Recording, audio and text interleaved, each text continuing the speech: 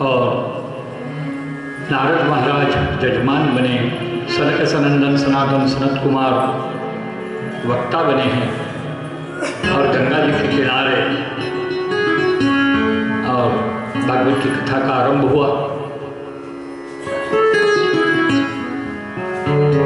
इतना रस बरस रहा है सनक सनंदन सनातन सनत कुमार चारों वक्ताओं के,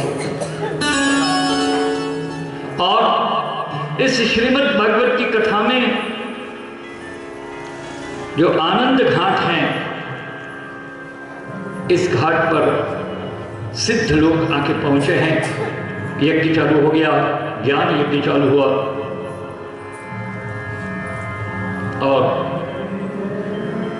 उस कथा में पहाड़ पर्वत नदियाँ देव देवता ऋषि मुनि सिद्ध साधक गण भगवत भक्त सारे के सारे कथा में आके पहुँचे।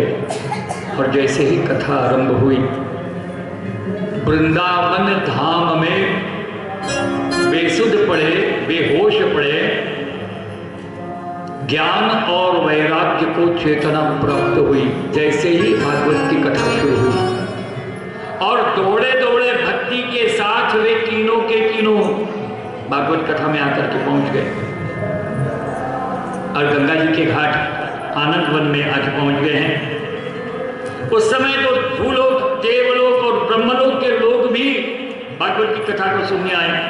सारे रसिक जन, सारे वैष्णवभक्त भी वहां आके पहुंचे हैं।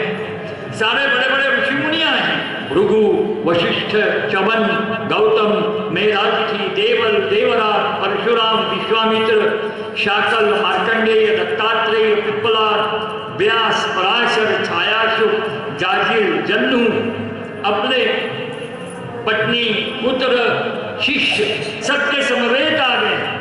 इतना नहीं तो श्रीमद् भागवत की इस कथा को सुनने के लिए वेद अपने सारे मंत्रों समेत, उपनिषद अपने मंत्रों समेत, मंत्र तंत्र 17 पुराण 6 शास्त्र मनुष्य रूप धारण करके भागवत की कथा को सुनने के लिए आके पहुंच गए। गंगा जी समस्त नदियां आ गई, पुष्करादि समस्त सरोवर आए, समस्त तीर्थ सारी दिशाएं दंडकारण्यादि समस्त अरण्य हिमालय आदि सारे पर्वत देव गंधर्व दानव इस कथा को सुनने के लिए वहां आके पहुंच गए। अब जो भी है जो नहीं आ रहे थे, गर्मी में थे, उनमें भृगु ऋषि सबको समझा बुझा के ले आ रहे थे। श्री कृष्ण भक्त सनक सनंदन सनातन सनत कुमार ब्रह्मा जी के चारों पुत्र नारद जी के दिए हुए उच्चासन पर बैठे हैं कथाकार के रूप में और कथा कह रहे हैं। समस्त श्रोताओं ने इनको आचार्य को अभिवादन किया।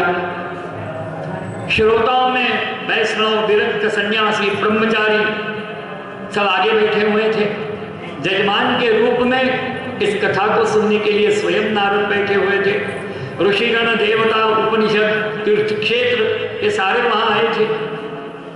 सब और जय जयकार हो रहा था। बोलिए भागवत भगवान की जय, बोलिए भागवत भगवान की जय, बोलिए भागवत भगवान की जय। गुलाल उड़ा रहे थे, पुष्प की वर्षा हो रही थी।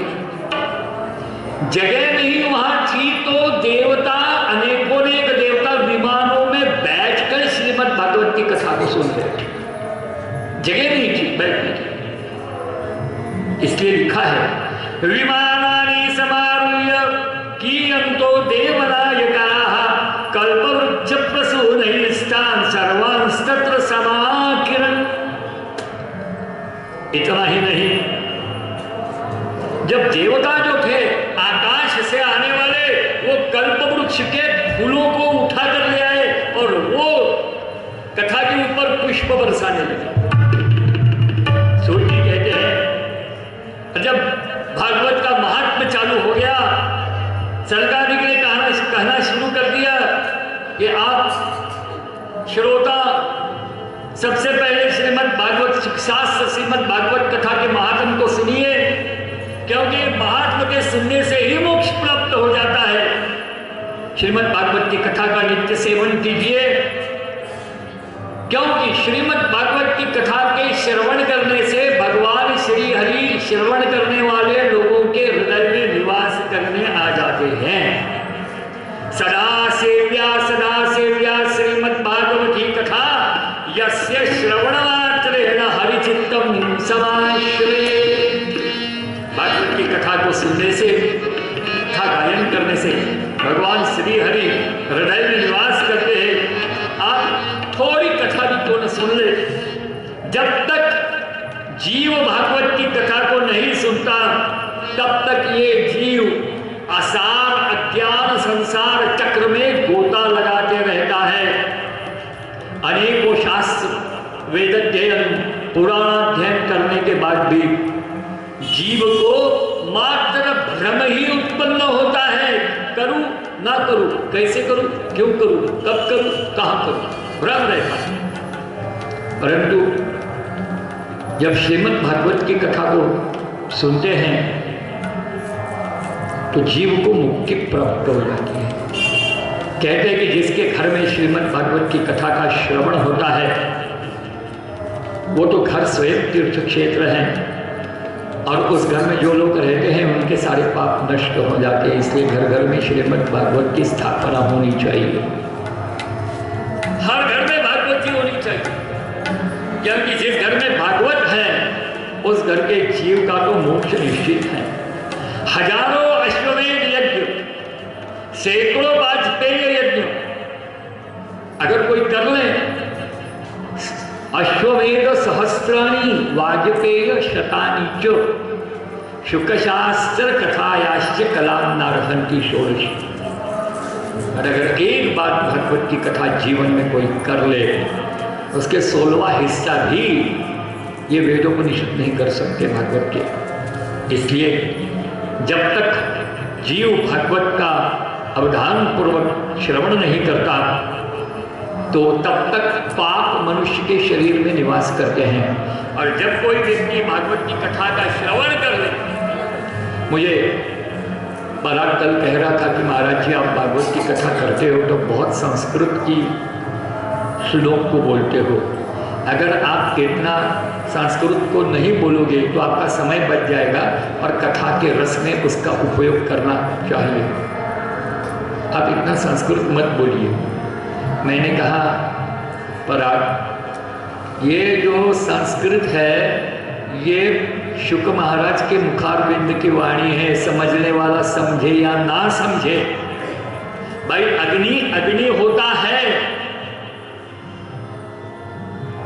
समझ के साथ उसको छुओ या ना समझी से छुओ, अग्नि तो अग्नि है, अपना काम किए बगैर रहेगा नहीं। उसी प्रकार शुक महाराज के मुखारविंद की वाणी है, सुनने वाले को समझ में आए तो भी चलेगा, नहीं समझ में आए तो भी ये शुक महाराज की वाणी अपनी काम किए बगैर नहीं रहेगी। जिनके कानों में ये वाणी जाएगी उनका जीवन तो कृतार्थ होना ही होना है। इसलिए चाहे कुछ भी कह दे, कुछ न कुछ तो भगवान शुकदेव के वाणी के तो कहने ही चाहिए। मूल ग्रंथ तो जिस भाषा में उसको तो कहना ही पड़ेगा। ये तो भाष्य है, कथारस के लिए हम प्रवचन कर रहे हैं। प्रवचन भागवत नहीं होता, मूल ग्रंथ भागवत है। जो 18,000 श्लोक हैं वो मूल ग्रंथ भागवत है। उसको कभी न कभी तो सुनने में आना चाहिए कि नहीं? उसको सुने बगैर कैसे होगा? उसको त्याग दोगे और मात्र कथा लोगे, कथा ही कथा करोगे तो उस कथा समझ में नहीं आएगी, उसका हर रस। क्योंकि प्रवचन तो वक्ता अपने अधिकार के अनुसार करता है, पर मूल भगवान के मुखारविंद की वाणी तो जैसी की वैसी अमर है ना। प्रवचन में तो जैसा वक्ता बदलेगा भागवत का वैसे उसका रस भी बदलेगा, वो अपने हिसाब से उसको चलाएगा। पर भगवत वचन को तो नहीं बदल सकता ना। इसलिए जो अपरिवर्तनीय है उस भगवत रस को पहले कहो और उसके बाद अपने वाणी को कहो। ये तो मेरी वाणी तो मनुष्य वाणी है, ये तो स्वयं देवताओं की वाणी है। परिणाम तो देवताओं का वाणी से होना है। इसलिए मूल कथा के कुछ लोग तो बार बार बोलने ही चाहिए, ऐसा मेरा मत है। आपका क्या मत है वो आप जाने, पर मेरा मत ऐसा है कि कुछ न कुछ उसमें होना चाहिए। चाहे ना समझे तो हाथ जोड़ के विनीत भाव से उसको ग्रहण कर लीजिए। अगर संस्कृत आपको कुछ नहीं पल्ले पड़ती, तो उस समय हाथ जोड़ के विनम्र भाव से कानों से अपने अंदर उसको स्वीकार कर लीजिए कि ये दिव्य शब्द जो है, ये दिव्य शब्द कानों के द्वारा और मेरे हृदय में समाहित हो रहे हैं। ऐसा भाव धारण करके हाथ जोड़ के विनम्र भाव से बैठ जाइए। कानों के द्वारा भगवान आपके हृदय में आकर बैठ जाएंगे। जितने विनम्र होकर कथा को सुनोगे, जितने विनम्र होकर, और ये भाव और ये ध्यान लगाकर कि कानों के द्वारा, इस कथा के द्वारा भगवान कानों से मेरे हृदय में जाकर के बस रहे हैं और उनका जो रस है उसका मैं सेवन कर रहा हूं, तो आपको बहुत आनंद आएगा। और कितने भी अगर भागवत का श्रवण नहीं किया तो सारे पाप उसके शरीर में रहते हैं। जिसने भागवत जी का श्रवण किया है उसने तो गंगा, गया, काशी, पुष्कर, प्रयाग की तीर्थ यात्रा कर ली, ऐसे समझ लो। उसका और कहीं जाने की जरूरत नहीं है। पाप विनाश के लिए कहीं जाने की जरूरत नहीं है। वो जो भागवत जी में नहा लिया है उसने तो समझो कि सारे तीर्थों में नहा लिया है। हमारे गुरुचरित्र में, आजकल के आधुनिक काल के गुरुचरित्र के ग्रंथ में एक गुरु गीता नाम का स्कंद पुराण अंतर्गत एक अध्याय आता है। उसमें एक श्लोक बड़ा सुंदर है। उसमें भगवान शिव जी पार्वती जी को गुरु जी का उपदेश देते हुए कहते हैं, क्या कहते हैं? हे पार्वती, तुझे रोज रोज पृथ्वी पर जितने तीर्थ हैं उन सब तीर्थों का स्नान करने की इच्छा है क्या? पार्वती जी ने कहा, हाँ बिल्कुल है, मैं चाहती हूँ कि सारे तीर्थों का मुझे रोज स्नान हो। तो बोले बहुत सारे इलाज मैं तुझे बताता हूँ। बोले क्या? बोले गुरुपादाम्बुजं स्मृत्वा जलं शिरसि धारयेत् सर्वतीर्थवगाहस्य संप्राप्नोति फलं नरः। गुरु जी के चरणों का ध्यान करके स्नान करते समय एक गड़ुआ जल अगर अपने सिर पर आप डाल दो और समझो कि मैंने हृदय में श्री गुरु की देव के चरणों को ध्यान में ले लिया है, उनका स्मरण कर लिया है, उनका नाम लेके सिर पर एक लोटा जल डाल दो, आपको सारे पृथ्वी पर जितने तीर्थ है सब तीर्थों के स्नान का फल प्राप्त हो जाएगा। यह है गुरु जी की महिमा, ये गुरु तत्व की महिमा है।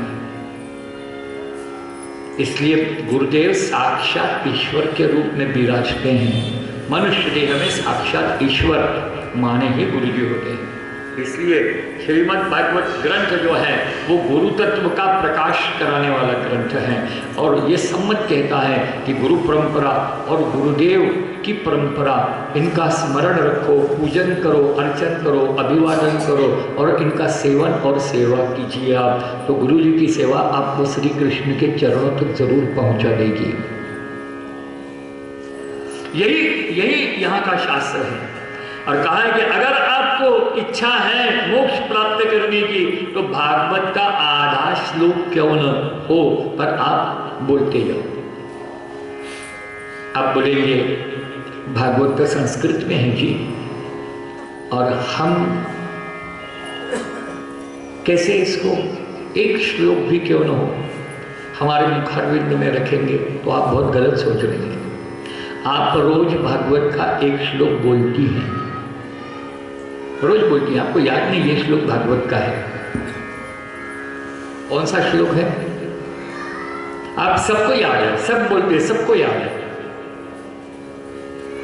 कायेन वाचा मनसेन्द्रियैर्वा बुद्ध्यात्मना वा प्रकृति स्वभावात् करोमि यद्यत् सकलं परस्मै नारायणायेति समर्पयेत्। बोलती हो? ये भागवत का 11 स्कंद का 2 अध्याय का 6ठा श्लोक है। ये भागवत का श्लोक है और इस श्लोक को ही कहते हैं भागवत धर्म। ये पूरे एक श्लोक में पूरा भागवत धर्म आया है। 9 नारायणों में से प्रथम नारायण ने विदेहराज निमि को कवि नाम के पहले 9 नारायणों में से पहले नारायण ने भागवत धर्म क्या है इसकी व्याख्या करते हुए इस श्लोक को कहा है, और हर कोई व्यक्ति इस श्लोक को कहता है। इसलिए आप जो हैं इस श्लोक को जरूर गाइए, आपका उद्धार हो जाएगा। ओंकार, गायत्री मंत्र, पुरुष सूक्त, तीनों वेद, श्रीमद् भागवत, ओम नमो भगवते वासुदेवाय, द्वादशाक्षर महामंत्र, भगवान सूर्य नारायण, प्रयाग, संवत्सर रूप काल, ब्राह्मण, अग्निहोत्र, गौ, द्वादशी तिथि, तुलसी, बसंत ऋतु, भगवान पुरुषोत्तम, ये सारे के सारे बुद्धिमान लोग तत्वतः एक ही समझते हैं, एक ही होता है। जैसे आपको पता नहीं होगा ब्राह्मणों के लिए, ब्राह्मणों को भी पता होगा कि नहीं मुझे पता नहीं, अगर वैश्वदेव करते हैं रोज ब्राह्मण लोग, जब ब्राह्मणों की बात आएगी, जब मैं ब्राह्मणों के विषय में काफ़ी कुछ बातें बताऊंगा, पर अगर वैश्वदेव करने के लिए ब्राह्मणों को रोज अग्निहोत्र माने अग्नि में हवन करना पड़ता है, 6 आहुतियां अग्नि में डालनी पड़ती है।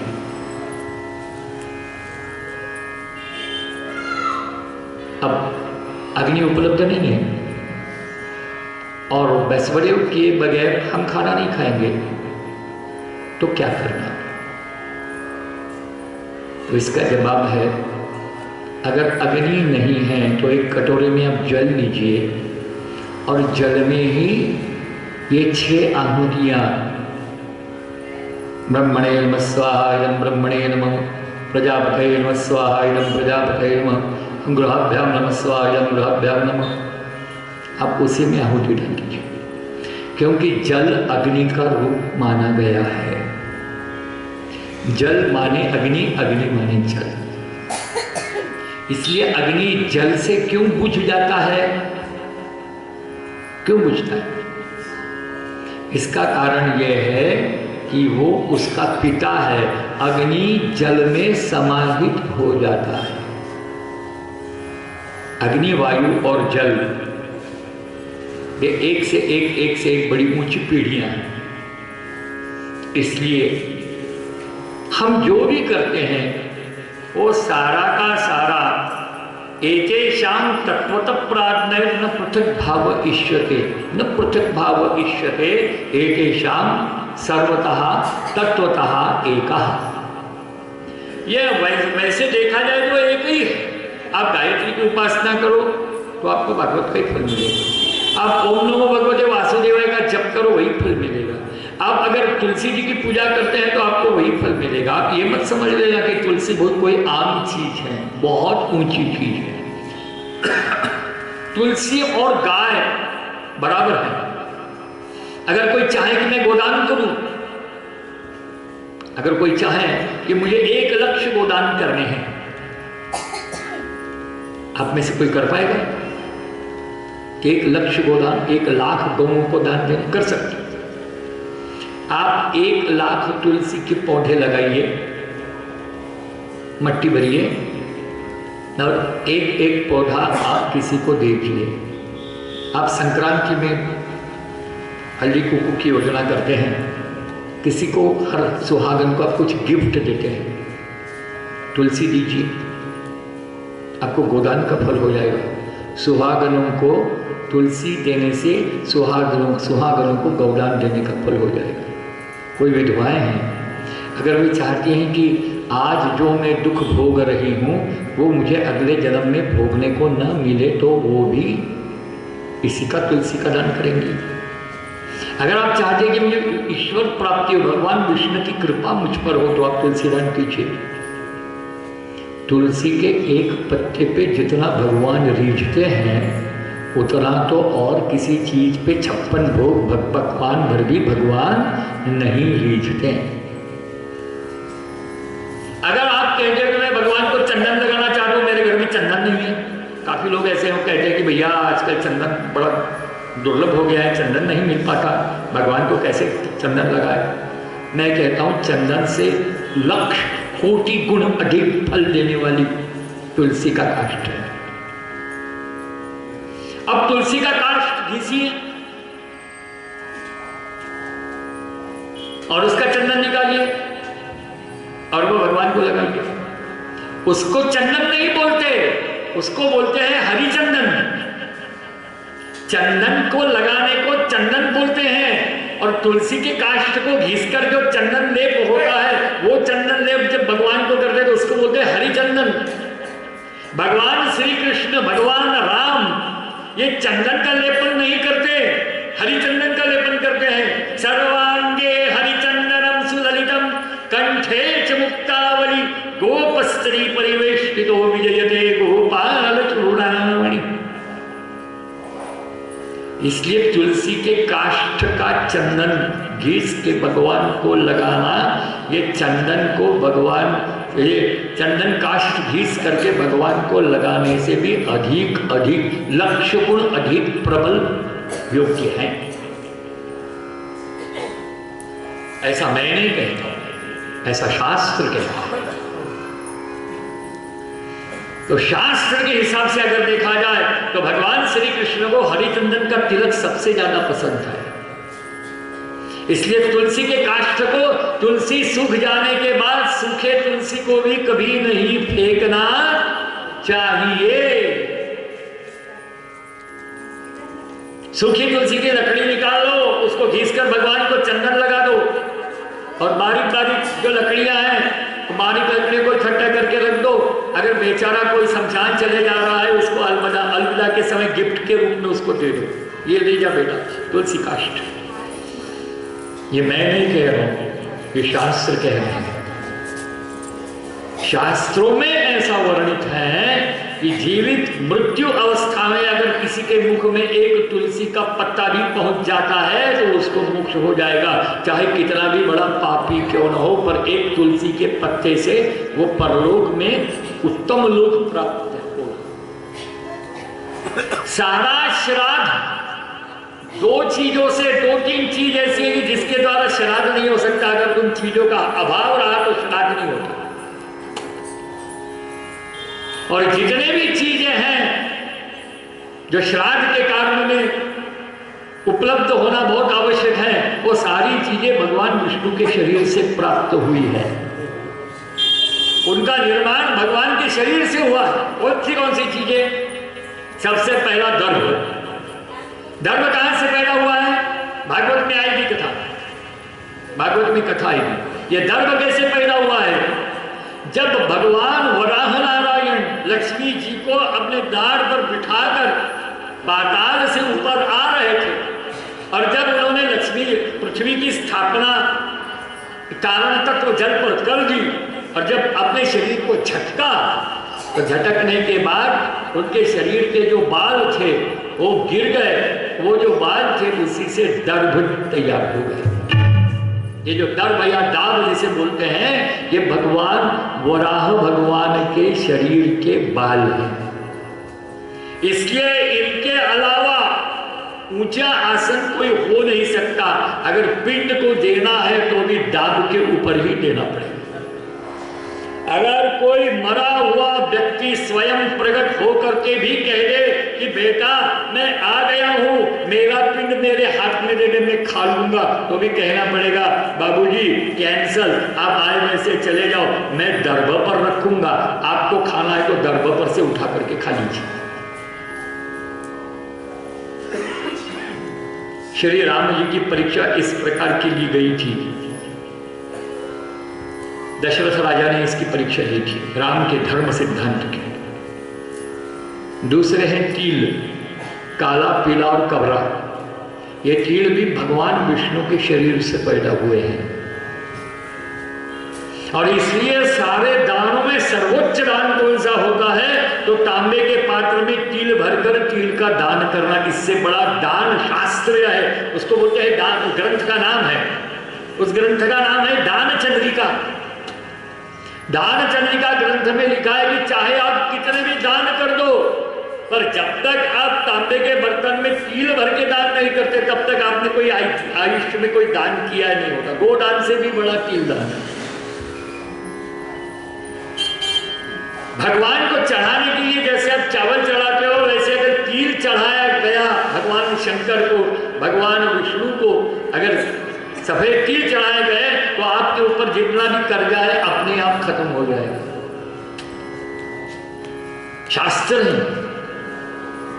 कील के द्वारा सारे ऋण दोष खत्म हो जाते हैं।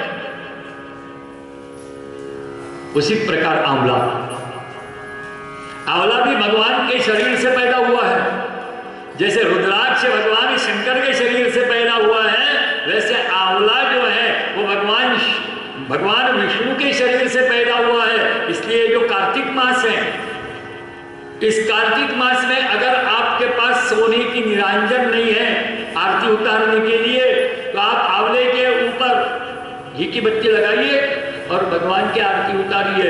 आपको फल मिलेगा सोने की थाली में, सोने की। इससे भगवान की आरती करने का फल आपको प्राप्त हो जाएगा। अगर आंवले के नीचे आप बैठोगे और खाना खाओगे तो भी कल्प वृक्ष के नीचे बैठे जैसा हो जाएगा। इसको आंवला अष्टमी कहते हैं। अगर इन दिनों में आप आंवले का दान करोगे तो श्रेष्ठ माना जाएगा। मरने के बाद जब हम किसी जीव को जला देते हैं, प्रेत को जलाते हैं, तो उसको बड़ा दाह होता है, बड़ा दुख होता है, जलन होती है शरीर को। तो इस जलन की शांति के लिए हमको आंवल कठी जो भी मिले आंवले का, उस अश्मा को और उसके बाद प्रेत को वो देनी पड़ती है आंवला। इसलिए जब श्राद्ध के ब्राह्मण जिमते हैं तो उनके जिमने में आंवले की कुछ न कुछ चीज होनी चाहिए। आंवले की चटनी क्यों न हो, या फिर चटनी नहीं है तो आंवले का बना हुआ मुरब्बा क्यों न हो। पर श्राद्ध में अपरिहार्य है कि आप एक जगह थोड़ा तो भी आंवला रखिए। ब्राह्मण जब तक आंवला नहीं खाएंगे तब तक उनकी संतुष्टि नहीं, उनका दाह शांत नहीं, वो प्रसन्न चित्त नहीं होगा। इसलिए श्राद्ध के अन्न में भी आंवले की अपरिहार्यता है, चाहे आप कुछ भी करो। उसी प्रकार मार्कंडेय पुराण में अन्य विषयों के बारे में, श्राद्ध के बारे में लिखते हुए कहा है कि कौन से द्रव्य को ब्राह्मणों को खिलाने से पितर कितने दिन तक तृप्त रहते हैं, ये सवाल है मार्कंडेय पुराण। बहुत सुंदर है मार्कंडेय पुराण, आप कभी पढ़ना। जैसे सप्तशती नाम का ग्रंथ आता है, उसमें लिखा है कि कौन से प्राणियों के मांस श्राद्ध में खिलाने से कितने दिन तक पितर तृप्त रह सकते हैं। उसमें लिखा है कि देसी गाय के दूध में पके चावल की खीर को अगर ब्राह्मण को खिला दे तो पितर 1 वर्ष तक उनको भूख नहीं लगती, वे तृप्त हो जाते हैं। इसलिए देसी गाय के दूध में पकी चावल की खीर, भैंस के दूध में नहीं, डेयरी के दूध में नहीं, जर्सी के दूध में नहीं, वो तो सुअर का दूध हो गया, उससे तो पाप लगेगा, पुण्य तो होगा ही नहीं, पाप ही होगा। इसलिए देसी गाय का घी और देसी गाय का ही दूध की खीर और देसी गाय के गोबर का ही लिपा हुआ चौका और देसी गाय के गोमूत्र का दिया हुआ छींटा ही श्राद्ध को पूर्ण कर सकता है। इनके अभाव में श्राद्ध पूरा नहीं होता। इसलिए गाय में ये सारे तत्व मौजूद है, श्राद्ध उसके बिना पूरा नहीं होगा। इससे भी बड़ी बात, ब्राह्मण स्वयं अग्नि है। श्राद्धों में जब श्राद्ध होता है तो श्राद्धों में भी हवन होता है। अब श्राद्धों में कर्तवार अग्नि का निर्माण करके उनके सामने देव और पितरों के बीच में उनका हवन करना है। हवन हो नहीं पाएगा क्योंकि ब्राह्मण को बड़ी जल्दी होती, भागना ही नहीं जल्दी। तो क्या किया जाता है, हमारे जो वसु होते हैं, वसु माने जिनका श्राद्ध है वो ब्राह्मण, उनके हाथ पे ही घी और चावल, पके हुए चावल और घी, ये उनके हाथ पे ही उसका हवन किया जाता है, उन्हीं के हाथ पे किया जाता है। जब वो कव्य, जो उसको कव्य बोलते हैं, कव्याग्नि में वो कव्य दिया जाता है। जब वो कव्य दिया जाता है तो क्योंकि ब्राह्मणों के हाथ में अग्नि होता है इसलिए वो अग्नि में ही हवन है। गाय, ब्राह्मण और अग्नि तीनों ही एक ही जात के हैं, एक ही गोत्र के। एक ही से पैदा हुए हैं। इसलिए ये सारे विष्णु से पैदा हुए हैं। इसलिए अगर जीव को मोक्ष देना है तो इसके अलावा और कोई चारा नहीं होता। भगवान विष्णु के शरीर से बने द्रव्य से ही जीव को मोक्ष गति प्राप्त होती है, और जब तक विष्णु का नाम स्मरण नहीं होता तब तक। इसलिए बना हुआ जो पिंड है वो भगवान विष्णु के चरणों में अर्पण किया जाता है। गया गदाधर देवतार्पणमस्तु। इसलिए गया जी में जाने के बाद मोक्ष होता है। ये हिंदी सागर लोग बोलते हैं कि मैंने अपने माँ बाप को गया जी पहुंचा दिया। बोलते कि नहीं बोलते? चलो गया जी पहुंचाए कि नहीं पहुंचाए? गया जी पहुंचा दो। क्यों? क्योंकि गया जी में विष्णुपाद है। भगवान विष्णु का गया से असुर के ऊपर दिया हुआ पैर का छापा है। जब तक गया में जो भगवान विष्णु के पदचिन्ह है उसके ऊपर जब तक पिंड जाके नहीं पड़ता तब तक जीव का मोक्ष नहीं होता। तुलसी जी के बिना श्राद्ध पूरा नहीं होता, तिल के बिना श्राद्ध पूरा नहीं होता, दर्भ के बिना श्राद्ध पूरा नहीं होता, गौ घृत के बिना श्राद्ध पूरा नहीं होता, गौ दुग्ध के बिना श्राद्ध पूरा नहीं होता। ये सारे विष्णु के शरीर के अंग से निकली हुई चीज हैं, और भगवान विष्णु ही मोक्ष देने वाली प्रधान देवता है। इसलिए जिस जीव को मोक्ष की अपेक्षा है, जो चाहता है कि मैं पुनरागमन मेरा ना हो, तो उसने भगवान विष्णु के चरणों का ही आश्रय लेना चाहिए। इसलिए जो भागवत शास्त्र का पठन करता है, जन्म कोटि कृतम पापम नश्यते नात्र संशयः। अगर किसी ने भागवत जी की कथा को पढ़ लिया है तो कोटि जन्म पाप उसका नष्ट हो जाता है। श्लोकार्धम, एक श्लोक भी बोल दिया तो भी चले। आधा ने आधे से आधा नित्य पुण्यम वाप्त होती राजसूयाश्वमेध हो। राजसूय यज्ञ किए का पुण्य मिल जाएगा। इसलिए उक्तम भागवत नित्यम कृतम च हरि चिंतनम। भगवान श्री हरि की आराधना करो। अंत काले मरण का जब समय आ जाएगा, जब आपका मरण का समय आएगा, तो आप अपने परिवार को कह दो कि मुझे भागवत की कथा को सुनने की इच्छा है, तो आपकी उत्तम गति हो जाएगी। प्रीत्या तस्सैव वैकुंठम गोविंदो भी प्रयुज्यते। इसलिए अगर कोई मरणासन्न है, मरने वाला है, तो हमने क्या करना चाहिए, इसका नियम बतलाते हैं कि अगर कोई मर रहा है तो उसकी गति के लिए हमने क्या करना चाहिए। सबसे पहला नियम है कि अगर कोई मर रहा है तो ब्राह्मण को बुलाकर पुत्र ने पहले स्नान करके भगवान शालिग्राम भगवान की पूजा कर लेनी चाहिए। दूध और जल से, गंगा जी से भगवान विष्णु को नहलाना चाहिए, शालिग्राम भगवान को तुलसी पत्र रख के। फिर उसका जो तीर्थ है वो एक कटोरी में, चांदी की या कौन सी जो भी कटोरी हो आपके घर में, कटोरी में लेना चाहिए, और मरने वाले के मुंह में बूंद बूंद बूंद बूंद उसके तीर्थ को गिराना चाहिए। तुलसी पत्र उसके मुख में रखना चाहिए। जब उसका ऊर्ध्व श्वास हो जाएगा, हाँ हाँ करता है, उसको ऊर्ध्व श्वास बोलते हैं।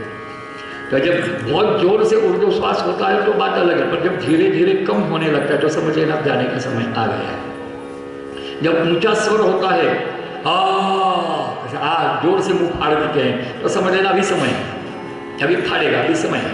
पर जब वो वाला आवाज कम कम कम होते जाएगी, समझ लेना हाँ अब जाने का समय आ गया, अब 10-15 मिनट में चले जाएंगे। तो गोबर से जमीन को लीप लेना है, उसके ऊपर दर्भ डालना है, उसके ऊपर कील छिटकना है, उसके ऊपर कंबल डालना है, और उसके ऊपर मरने वाले जीव को सुलाना है।